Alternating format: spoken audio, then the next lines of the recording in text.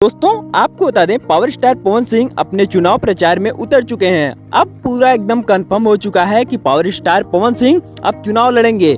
आपको बता दें पावर स्टार पवन सिंह को भोजपुरी सिनेमा के सुपरस्टार और गायक कहा जाता है। अब राजनीति के मंच पर कदम रखने जा रहे हैं। हालांकि आपको बता दें एक खबर आई है कि उपेंद्र कुशवाहा की पार्टी राष्ट्रीय लोक मोर्चा से जुड़ने वाले हैं और दिल्ली में उपेंद्र कुशवाहा के आवास पर उन्होंने मुलाकात की है। उसके बाद बता दें राजनीतिक समीकरण सामने आया है। माना जा रहा है कि पार्टी पवन सिंह को बिहार विधानसभा चुनाव में 2 सीटों से उतार सकती है। इसके साथ ही उन्हें भविष्य में राज्यसभा भेजने का आश्वासन भी मिला है। हालांकि इसके पीछे क्या षड्यंत्र है इसके बारे में कोई भी अपडेट सामने नहीं आया है, लेकिन जब से पावर स्टार पवन सिंह ने इस पार्टी में ज्वाइन करने के लिए नोटिफिकेशन जारी किया है तब से इनके फैंस एकदम प्रसन्नता से खुश हो चुके हैं। आपको बता दें पावर स्टार पवन सिंह हमेशा अपने चुनाव प्रचार को लेके बड़े मुद्दों में बने रहते हैं। हालांकि पूरे बिहार में पावर स्टार पवन सिंह का इसी सब बात को लेकर तमाशा बनाया जाता है और कहीं ना कहीं इनको अच्छी पार्टी ना मिलने के कारण